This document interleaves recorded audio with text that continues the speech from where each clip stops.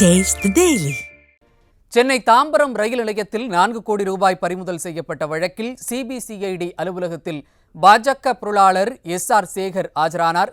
அதன் விவரங்களை வழங்குவதற்காக நமது தலைமை செய்தியாளர் ஜெயக்குமார் இணைந்திருக்கிறார். அவரிடம் கேட்கலாம். வணக்கம் ஜெயக்குமார், விவரங்கள். வணக்கம் சைது.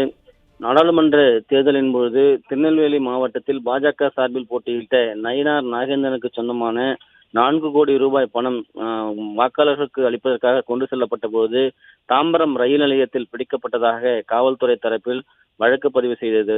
குறிப்பாக இது தொடர்பாக பாஜகவுடைய நிர்வாகிகள் பல பேர் தீவிர விசாரணை வலயத்தில் இருக்கிறார்கள். தற்போது சென்னை எழும்பூரில் இருக்கக்கூடிய சிபிசிஐடி தலைமை அலுவலகத்தில் தாம்பரம் ரயில் நிலையத்தில் சிக்கிய 4 கோடி ரூபாய் பண விவகாரம் தொடர்பாக பாஜக மாநில பொருளாளர் சேகரிடம் விசாரணை செய்வதற்காக சம்மன் அனுப்பப்பட்டு இன்று சிபிசிஐடி அலுவலகத்தில் ஆஜராகி இருக்கிறார்.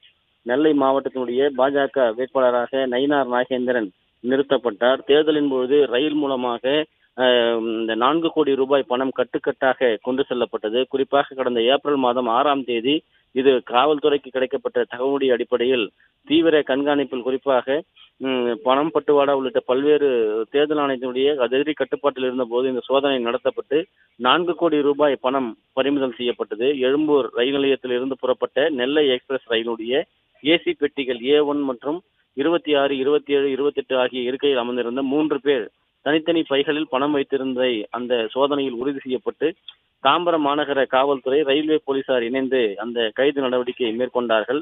நெல்லை எக்ஸ்பிரஸ் அந்த ரயில் நிலையத்திலே தாம்பரம் வந்தடைந்த போது 3 பேரையும் சுற்றி வளைத்து கைது செய்யப்பட்டு அவர்களும் இருந்த அந்த 4 கோடி ரூபாய் பணம் பறிமுதல் செய்யப்பட்டதோடு சதீஷ் மற்றும் அவரது சகோதரர் நவீன், ஸ்ரீவைகுண்டத்தை சேர்ந்த ஓட்டுநர் பெருமாள் ஆகியோர் உடன் இருந்தது தெரிய வந்தது. அவர்களுடைய பைகளில் இருந்த 4 கோடி ரூபாய் பறிமுதல் செய்யப்பட்டது. தொடர்ச்சியாக நயினார் நாகேந்திரனிடம் விசாரணை மேற்கொள்ளப்பட்டது. அதே போன்று தொழிலதிபர் முருகன், சாலிகிராமம் பகுதியில் இருக்கக்கூடிய அந்த முருகனுடைய இல்லங்கள் என தீவிர சோதனை நடத்தப்பட்டது.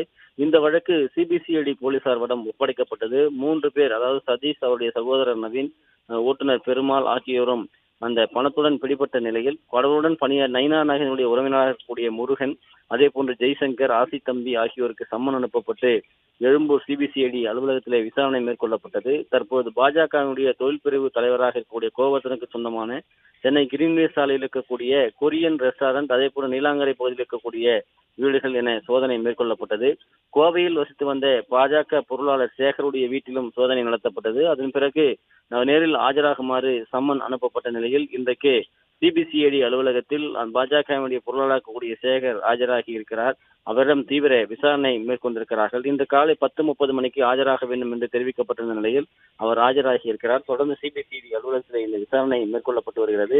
இந்த 4 கோடி ரூபாய் பண விவகாரம் எங்கே கொண்டு செல்லப்பட்டது, யார் யார் இதற்கு பொறுப்பாளர்களாக இருக்கிறார்கள் என்ற கோணத்தில் தீவிர விசாரணைக்கும் அதே போன்று இதனுடைய பின்புலத்தில் இருக்கக்கூடிய விசாரணையும் தீவிரமாக மேற்கொள்ளப்பட்டு வருவதாக சிபிசிஐடி காவல்துறை அதிகாரிகள் தெரிவித்திருப்பது குறிப்பிடத்தக்கது.